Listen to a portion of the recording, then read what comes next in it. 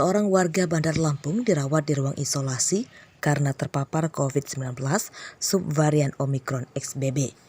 Varian ini merupakan yang paling cepat menular dibanding varian COVID-19 lainnya. Pasien adalah seorang pria berusia 74 tahun. Ia adalah pasien pertama di Lampung yang terpapar Omicron XBB. Kepala Dinas Kesehatan Lampung, Rehana, Kamis pagi mengatakan kesehatan pasien sudah membaik namun masih dirawat di ruang isolasi Rumah Sakit Umum Daerah Abdul Muluk, Bandar Lampung. Dinas Kesehatan kini masih menunggu hasil PCR pasien yang dikirimkan ke laboratorium Kementerian Kesehatan.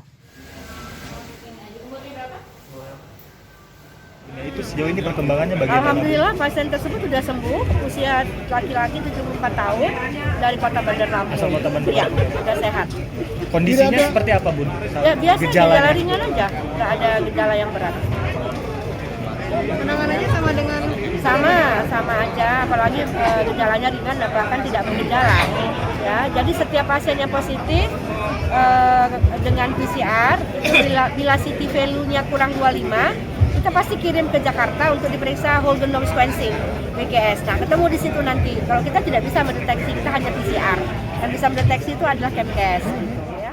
Pasien yang terkonfirmasi positif COVID-19 varian XBB memiliki gejala yang ringan seperti batuk, pilek hingga demam. Warga yang menderita gejala tersebut diimbau menjalani isolasi mandiri dan mengkonsumsi makanan yang bergizi. Jeffrey Arifin melaporkan dari Bandar Lampung.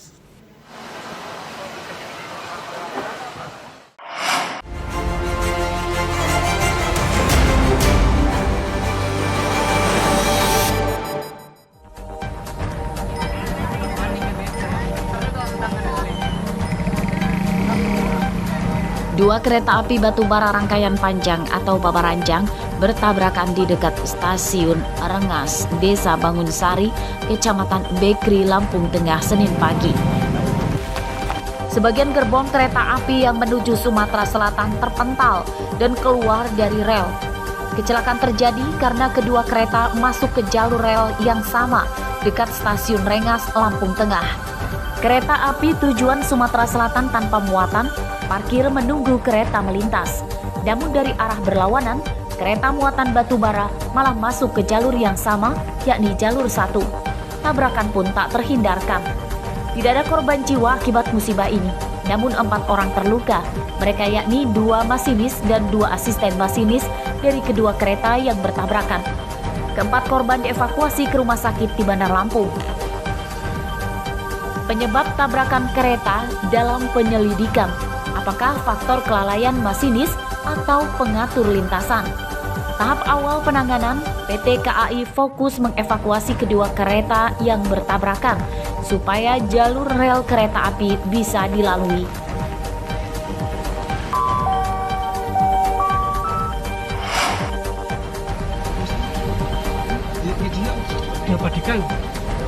Kecelakaan ini terjadi di jembatan Waitalang Gunung, Jalan Sumatera lintas timur kilometer 187 Besuji, Rabu siang. Kobaran api membakar sepeda motor dan kabin truk tangki yang menabrak gorong-gorong jembatan. Polisi dan petugas damkar berjibaku memadamkan api. 2 pengendara motor yang berboncengan tewas terbakar.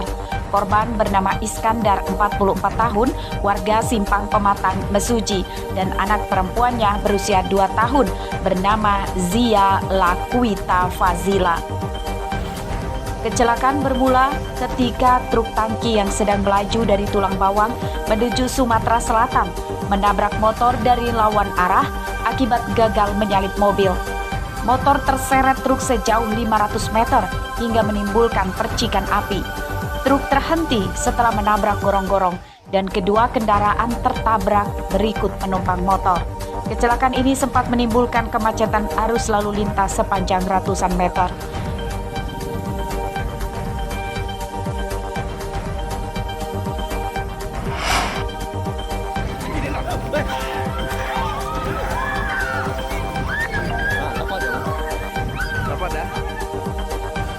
Seorang pengedar narkoba kabur keluar rumah saat digerebek polisi. Tersangka bernama Heri Ismail ditangkap di lahan kosong depan rumahnya di Desa Bujung Tenung, Kecamatan Menggala, Tulang Bawang. Penangkapan Heri diprotes keluarganya. Mereka tidak terima Heri ditangkap polisi. Protes itu kemudian meluas dan mengundang perhatian tetangganya yang terpancing ikut marah. Mereka menyerang dan melempari polisi dengan batu dan kayu. Akibat kejadian itu, 2 polisi terluka. Polisi lolos dari kepungan warga setelah berkali-kali melepaskan tembakan ke arah udara. Kasat Narkoba Polres Tulang Bawang, Ibtu Aris Satrio mengatakan penangkapan Heri Ismail berlangsung pada hari Senin lalu. Selasa siang, tersangka Heri ditahan di Polres Tulang Bawang berikut barang buktinya 2 bungkus sabu-sabu dan puluhan plastik klip. Penyidikan kasus ini masih dikembangkan polisi untuk menangkap pemasoknya.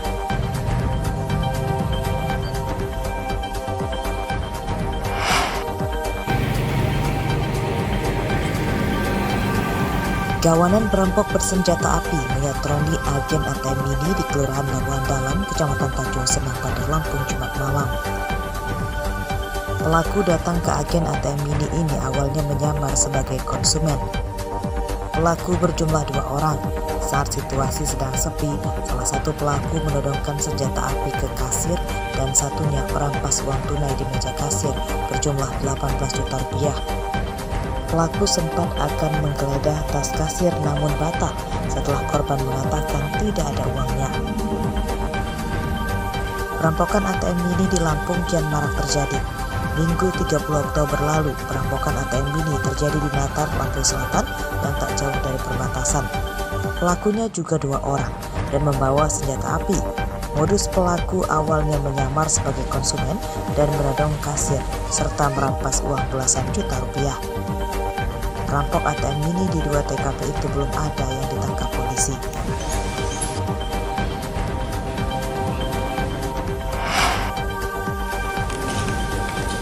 Pascal dan istrinya bernama Dania Rabu siang ditangkap polisi Bandar Lampung karena dilaporkan menganiaya dan merampok uang puluhan juta rupiah. Pasangan suami istri yang jadi otak kejahatan tersebut ditangkap bersama 1 tersangka lain yang masuk dalam sindikat mereka, yakni Darul. Ketiganya adalah warga Kelurahan Wailunik, Kecamatan Panjang, Bandar Lampung. Tersangka memperdaya korban dengan berpura-pura mengajak berkencan di dalam kamar kontrakan yang sudah disiapkan para tersangka. Pascal menjadikan istrinya sebagai umpan untuk mencari calon korban di sebuah tempat hiburan malam. Korban yang terpedaya diajak ke sebuah kamar, lalu dipukuli dan hartanya dikuras oleh para tersangka. Polisi menyita barang bukti berupa sisa uang tunai korban 1,7 juta rupiah, tas dan 3 ponsel yang dibeli dengan uang korban. Polisi juga masih memburu seorang tersangka lain berinisial S yang terlibat dalam jaringan mereka. Para tersangka dijerat dengan pasal 365 KUHP tentang pencurian disertai kekerasan dengan ancaman hukuman 9 tahun penjara.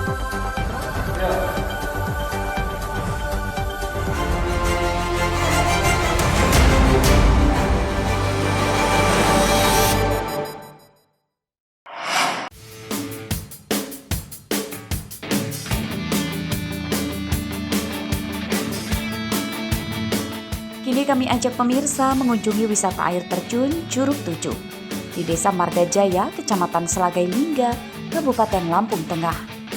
Salah satu destinasi wisata ini cukup menguji adrenalin.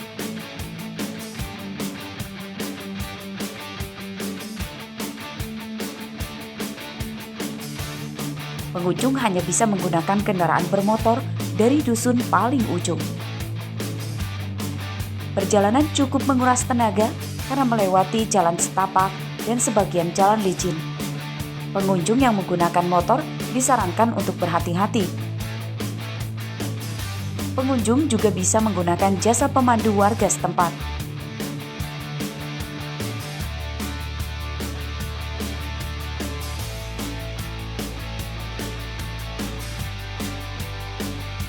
Sampai di lokasi, semua kelelahan akan terbayar lunas.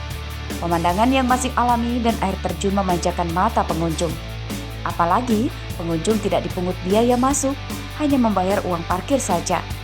Dijamin, Anda akan betah berlama-lama di sini karena airnya jernih dan suasananya sejuk.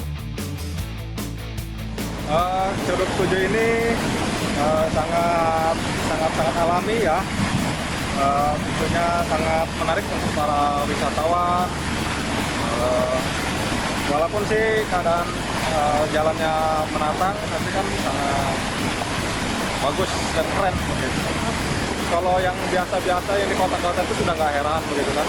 Tapi tentunya kalau di kawasan begini kan sangat cari yang luar biasa begitu kan. Hampir setiap pekan banyak pengunjung yang datang. Mereka ada yang dari Lampung Tengah, ada juga yang datang dari luar kabupaten bahkan luar provinsi. Warga sekitar mendesak pemerintah membangun jalan aspal yang layak supaya tempat wisata air terjun Curug Tujuh ramai pengunjung. Ari Susanto melaporkan dari Lampung Tengah.